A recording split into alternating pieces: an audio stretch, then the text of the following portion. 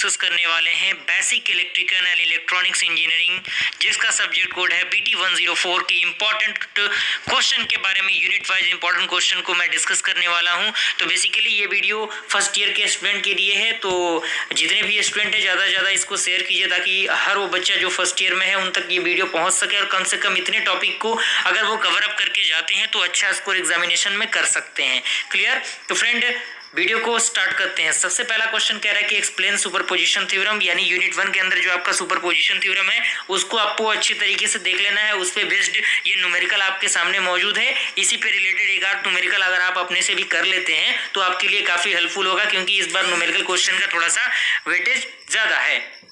Second question आपका कह रहा है कि drive the relationship to convert from star to delta, यानी जो कन्वर्जन होता है स्टार टू डेल्टा और डेल्टा टू स्टार कन्वर्जन, उनको आपको देख लेना है।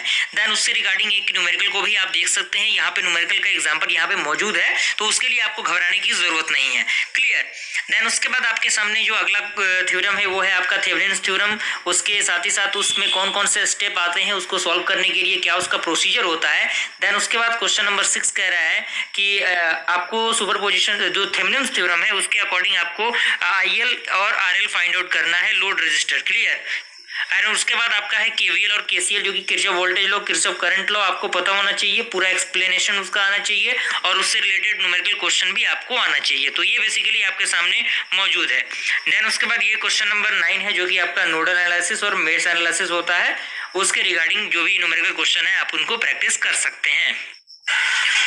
तो फ्रेंड ये सेकेंड यूनिट है। सेकेंड यूनिट के अंदर सबसे पहला आपका है कि explain the meaning of phase sequence and the balance and unbalance supply of load. Clear? And इसी का सेकेंड क्वेश्चन कह रहा है कि determine the power in the balanced and unbalance three phase system and there measurement. और साथ ही साथ आपको इन सारे टॉपिक के बारे में पता होना चाहिए कि पावर फैक्टर क्या होता है, और साथ ही साथ active power, reactive power, apparent power, और ये सारी चीज़ें आपकी क्या होती हैं, इनके बारे में आपको नॉलेज होना चाहिए। देन उसके बाद आपका है what is the difference between DC and AC circuit and draw the AC sine wave and define the instantaneous value and average value and the RMS value of the AC sine wave. यानी साथ ही साथ आपको क्या करना है, जो RMS value निकलता है उन सारी चीजों को भी देख लेना है। देन आफ्टर आपको अगली क्वेश्चन की तरफ बढ़ना है, तो वो है आपका explain the advantage of three phase system, यानी थ्री फेज सिस्टम का क्या एडवांटेज है। देन उसके बाद आपका है कि N alternating current is given by the, आपका एक्सप्रेशन दिया हुआ है जिसमें आपका 300 साइन 175t प्लस π/3 है। तो उसमें हमें maximum value of current find out करना है, फ्रीक्वेंसी फाइंड आउट करना है, उसका पीरियोडिक टाइम निकालना है, और साथ ही साथ RMS वैल्यू भी हमें फाइंड आउट करना है। देन उसके बाद जो आपका अगला क्वेश्चन है वो है आपका drive an expression of impedance and current, power factor and power in the what in RL series circuit. And उसके बाद आपका है drive an expression of impedance and current, power factor and power in the what in the RS series. यानी आपका जो formula basically जो drive होता है उन्हीं फॉर्मूलाज की एक्सप्रेशन को आपको दर्शाना है। इसी की तरह 8 नंबर भी क्वेश्चन आपके सामने मौजूद है।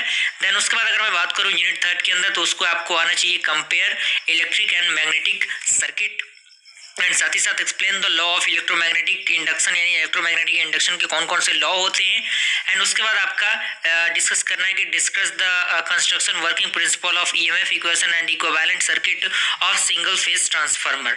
एंड उसके बाद आपका ये न्यूमेरिकल क्वेश्चन है, न्यूमेरिकल क्वेश्चन पे थोड़ा सा फोकस आपको कर लेना है, जो कि आपके लिए काफी हेल्पफुल होगा। देन उसके बाद आपका अगला क्वेश्चन है कि हमें फैराडे लॉ को बताना है जो इलेक्ट्रोमैग्नेटिक इंडक्शन के लिए आता है। देन उसके बाद है आपका explain the difference between shell type and the core type transformer. And उसके बाद आपका explain the losses in the transformer and also explain the efficiency of transformer. And last question है आपका discuss about the magnetization characteristics of the ferromagnetic material.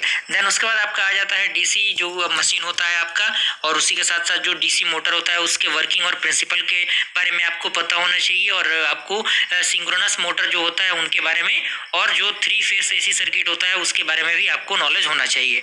और उसके बाद एक practice के लिए न्यूमेरिकल का क्वेश्चन है आपके सामने मौजूद है। देन आपका यूनिट 5 आता है, जो कि यूनिट 5 काफी इजी टॉपिक है, तो कम से कम आप यूनिट 5 को ही कर लेते हैं तो 2 क्वेश्चन तो आप इजीली सॉल्व कर ही सकते हैं। जो कि आपको कन्वर्जन आता है एग्जामिनेशन में, कन्वर्जन पे थोड़ा सा आप फोकस कर लीजिएगा, उस पर मैंने प्रॉपर वीडियो बनाया हुआ है, लिंक डिस्क्रिप्शन में मिल जाएगा आपको। उसके बाद आपको व्हाट इज ट्रांजिस्टर, एंड उसके बाद अगला question, explain the half adder and the full adder circuit with their logic table. Like half adder क्या होता है, फुल एडर क्या होता है, एंड रो explain the VI characteristics of diode. And आपका अगला क्वेश्चन है, explain the different operating regions of bipolar junction transistor. And आपको क्या करना है, एक लॉजिक गेट की मदद से इन से चीज़ों को, ये एक्सप्रेशन को सॉल्व करना है। देन उसके बाद आपको देख लेना है JK flip flop, RS flip flop, और साथ ही साथ जो different type of logic gate होते हैं उनके सिंबल्स और उनके ट्रूथ टेबल। एंड उसके बाद आपको डिमॉर्गन्स थ्योरम देख लेना है, जो कि काफी हेल्पफुल है। तो फ्रेंड, अगर ये वीडियो हेल्पफुल आपको लगे तो वीडियो को लाइक जरूर कीजिएगा। अगर चैनल पर चैनल को सब्सक्राइब कीजिए। मिलते हैं अगले वीडियो में, तब तक के लिए थैंक यू।